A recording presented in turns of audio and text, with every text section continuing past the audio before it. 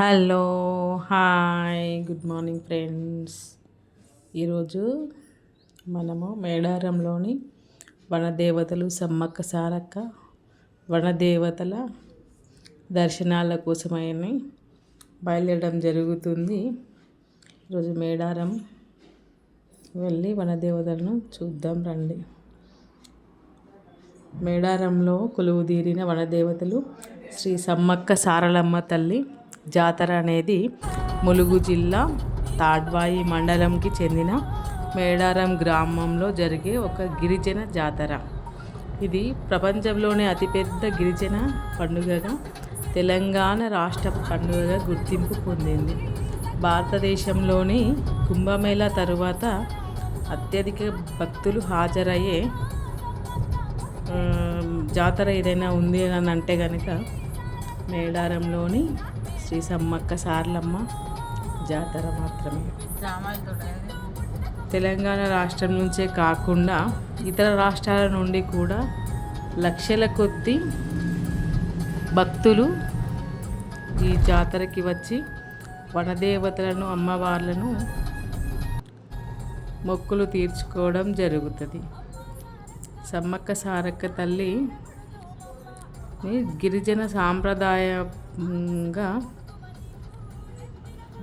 వనదేవతలను మొక్కుకోవడం వలన కోరిన కోరికలు తీరుస్తారని చెప్పి ప్రతి ఒక్కరికి ఒక నమ్మకము.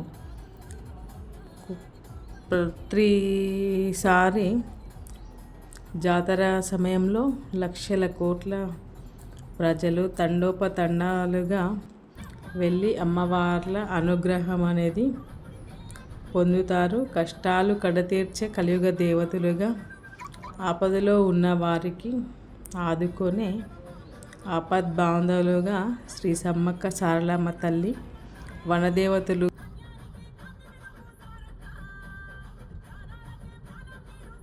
మేడారం జాతర వెళ్ళడానికి కోసము మొత్తం అడవి మార్గంలోనే ప్రయాణించడం, పచ్చటి ప్రకృతి మధ్యలో నుంచి వెళ్ళడం, ఎంతో ఆహ్లాదకరమైన అడవి మార్గంలో వెళ్తూ ఉంటే మనసుకి చాలా చాలా ఆహ్లాదంగా ఉంటుంది. మళ్ళీ మళ్ళీ వెళ్ళాలి, మళ్ళీ మళ్ళీ ప్రకృతితో సమయం గడపాలి అని అనిపిస్తూ ఉంటుంది. దారి పొడుగున పెద్ద పెద్ద వృక్షాలు, పచ్చడి చెట్లు, కోనల మధ్యల నుంచి దారి, వాగులు, వంకలు, కంకవనాలు, ఎదురు బొంగులు, ఇట్లా అంత మార్గం దాపుల 2 గంటల సేపటి వరకు అడవి మార్గంలోనే ప్రయాణం అనేది చేయడం జరుగుతుంది. మధ్య మధ్యలో గిరిజనుల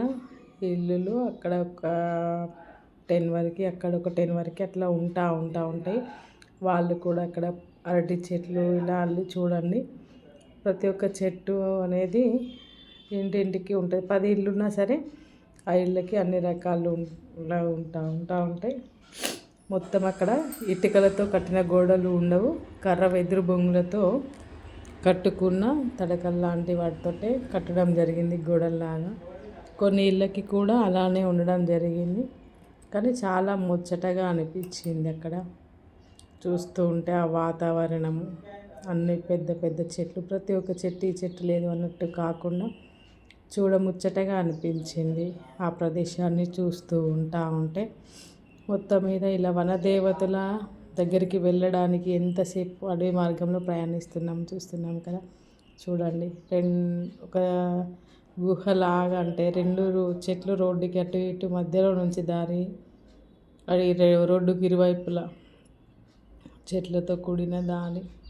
ఇంకా మనము మేడారం జాతరలో ప్రవేశించాము, జాతరలకు వచ్చాము. ఇక్కడ ఇంకా జాతర చూడండి, టెంట్లు డేరాలు వేసుకొని దుకాణాలు అన్నది పెట్టడం జరిగింది. అక్కడక్కడ మధ్య మధ్యలో వంటలు చేసుకొని తినడానికి కోసం అని చెప్పి అక్కడక్కడ టెంకాయలు అట్లా అనేది వచ్చేసి సారలమ్మ తల్లి వెళ్ళడానికి, కన్నె పెళ్ళికి వెళ్ళడానికి ఇది ఒక కమాన్. ఖమ్మం నుంచి లోపలికి వెళ్ళడం జరుగుతూ ఉంటుంది.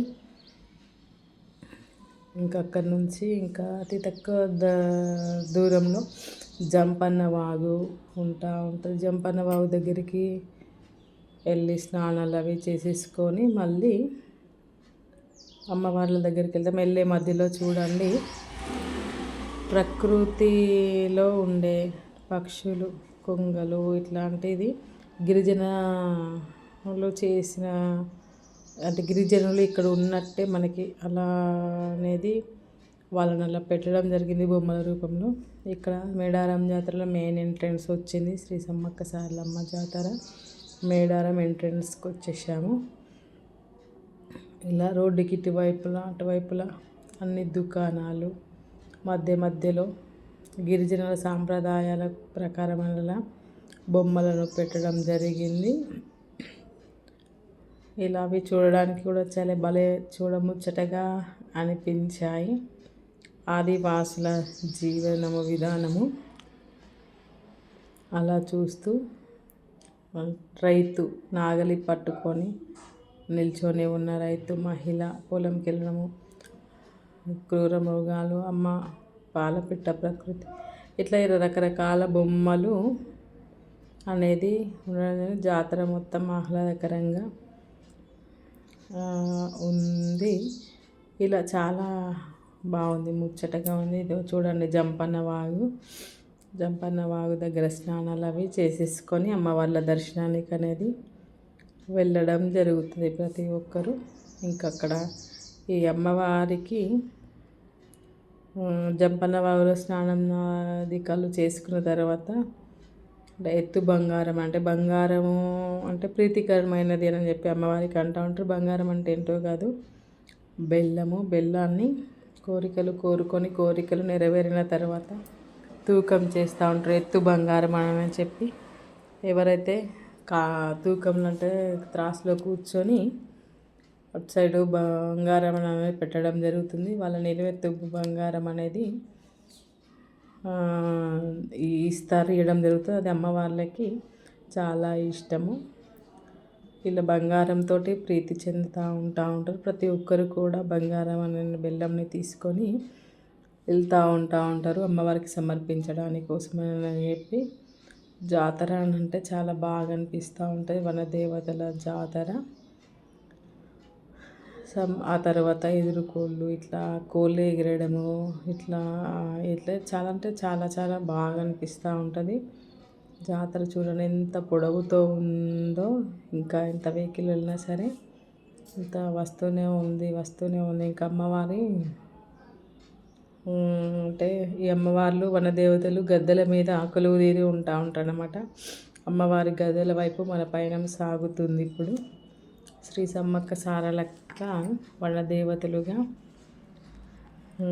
కొలువుదీరిన మేడారం మొట్టమొదటి మెట్టు మేడారం పుట్టు మేడారం అని చెప్పి సామెతలు అనేది ఉంటుంది. ఈ మేడారం దర్శన్ మళ్ళీ ఒక కమాన్ వచ్చింది చూడండి. ఇట్లా వెళ్తూ ఉంటే ఇంత దూరం ప్రయాణం చేస్తే తప్ప అమ్మవార్లని దర్శించుకోవడం అనేది జరగదు. కానీ అక్కడ వెళ్ళిన తర్వాత కూడా చాలా బాగా అనిపించింది, ప్రశాంతంగా మనసుకి అనిపించింది. ఎవరైనా సరే వాళ్ళ కోరికలు అనేది నెరవేర్చిన తర్వాత అమ్మవారికి ఇంటి దగ్గర పూజలు చేసుకొని ఎత్తు బంగారము, ఓడి బియ్యము ఇలాంటి ఇంటి దగ్గర అమ్మవారికి సమర్పించుకొని అవి తీసుకొని మేడారం జాతరకి ప్రయాణం అవుతూ ఉంటారు. వనదేవతల ఆశీస్సులు అందరిపైన ఉండాలని చెప్పి ప్రతి 2 సంవత్సరాలకు ఒకసారి జాతర జరుగుతూ ఉంటుంది. ఎక్కడెక్కడైనా ప్రతి ఒక్క విలేజ్కి ఉంటుంది జాతర. విలేజ్కి గుట్టల పైన ఉంటుంది. అదే కాకుండా ఇంకా మేడారం అంటే అమ్మవారు పుట్టిన ప్రదేశము.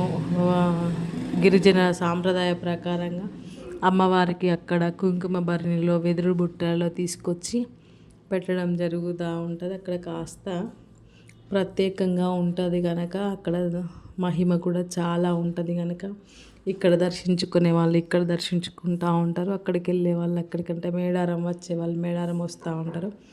ఎక్కడ దండం పెట్టుకున్నా ఏం చేసినా సరే మనం మనస్ఫూర్తిగా చేయడం వలన మనకి నచ్చినట్టు అమ్మ వాళ్ళకి మొక్కుకోవచ్చు. మనం నిమ్మలం అంటారు కదా, మనము ఓకే అని అనుకుంటే అమ్మ వాళ్ళకి కూడా అలానే ఉంటుంది. ఏదైనా సరే మనం సంతృప్తి చెందితే భగవంతులు కూడా సంతృప్తి చెందుతూ ఉంటారు. మనం చేసే ఏదైనా సరే నలుగురికి సహాయపడే విధంగా ఉండాలి. అమ్మవార్లు కూడా వీరవనితలు, అంటే ప్రజల కోసమని చెప్పి పాటుపడడం జరిగింది. యుద్ధం చేయడం జరిగింది అమ్మవార్లు. అలా యుద్ధంలో వీరవనితలుగా కొలువుదీరిన మన వన దేవతలు శ్రీ సమ్మక్క సారలమ్మ దేవతలుగా కుంకుమ భరణ రూపంలో పూజలు అందుకోవడం జరుగుతుంది. ఇప్పటికీ కూడా ఇన్ని వందల సంవత్సరాలైనా సరే ఏమాత్రం మహిమ అనేది తగ్గలేదు. తగ్గకుండా జనాలు కూడా జాతర వచ్చింది అంటే కుంభమేళా కంటే ఎక్కువ జనాలు తండోపతండాలుగా రావడం విశేషం. చూడండి, మనం జాతర మెయిన్ ఎంట్రన్స్ దగ్గరికి రావడం జరిగింది. అతి కొద్ది సమయంలో మనం అమ్మవార్లను దర్శించుకోవడం జరుగుతుంది. అంత ఆనందం అంటే అంత దూరం నుంచి వెళ్ళినప్పుడు ఇంకా అతి తక్కువ సమయంలో అమ్మవార్లను దర్శించుకుంటున్నామంటే ఆ ఫీలే వేరుంటూ ఉంటుంది అనమాట. అమ్మవారి మెయిన్ ఎంట్రన్స్ చూడండి ఎంత బాగుంది. ఇట్లా ఎంట్రన్స్ నుంచి లోపలికి వెళ్ళాలి. వెళ్ళిన తర్వాత మేము వెళ్ళినప్పుడు క్రౌడ్ చాలా తక్కువగా ఉంది.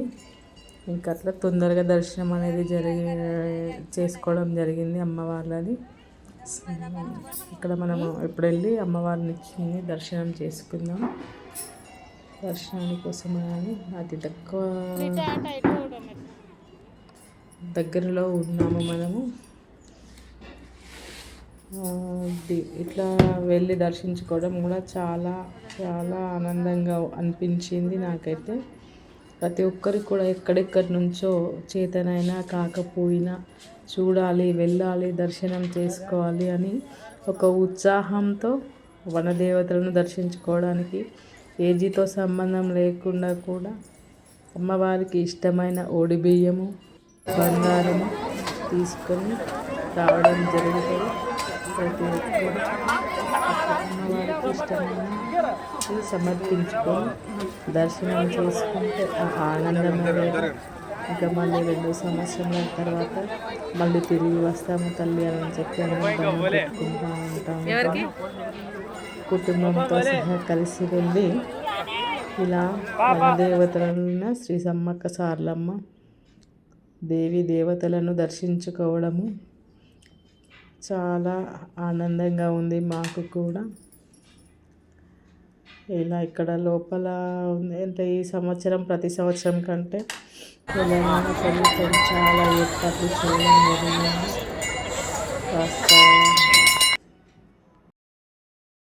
మన తెలంగాణలోనే అతిపెద్ద జాతరగా ప్రసిద్ధికెక్కింది. ప్రతి ఒక్కరు కూడా వీలైతే దర్శించుకోండి. ప్రకృతిలో కొలువుదీరిన వనదేవతలని శ్రీ సమ్మక్క సారలమ్మ దేవీ దేవతలను దర్శించుకొని వారి ఆశీర్వాదము తీసుకొని మేము తిరుగు ప్రయాణం మొదలుపెట్టడం జరిగింది ఫ్రెండ్స్. మళ్ళీ ఇక్కడి నుంచి మళ్ళీ 3 hours చీకటి పడుతుంది సాయంత్రం సంధ్యావేళలో.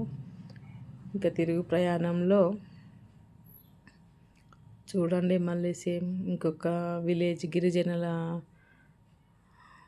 విలేజ్కి వచ్చేసాము. వెదురు బొంగులతో చూడండి ఇట్లా గోడలు అనేవి ఉండవి వీళ్ళకన్నా చెప్పుకున్నాము కదా అప్పుడు.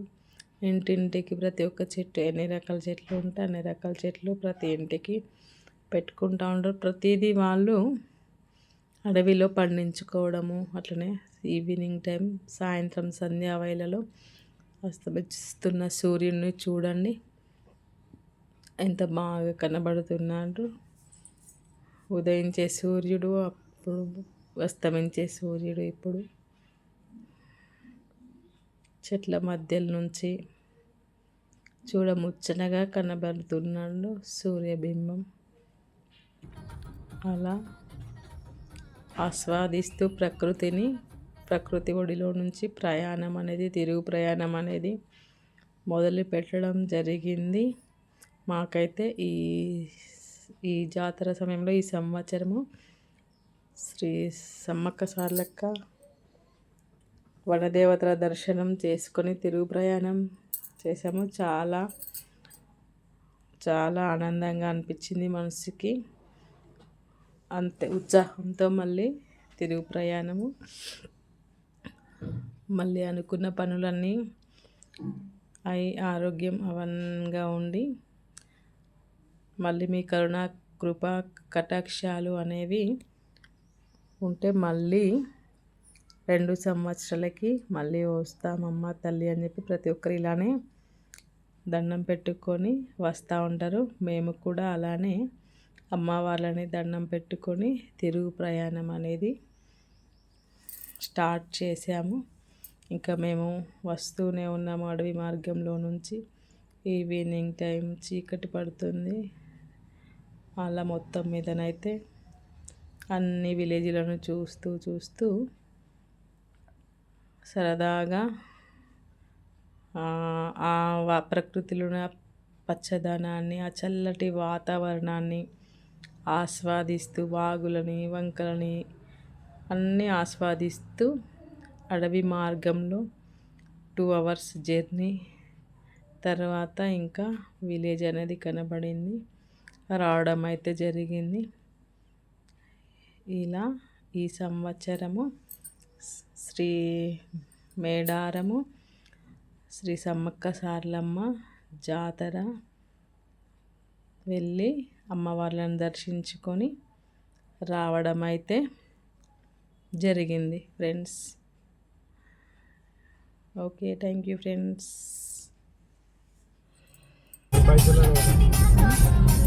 మీకు ఎలా అనిపించిందో కామెంట్లో తెలియచేయండి.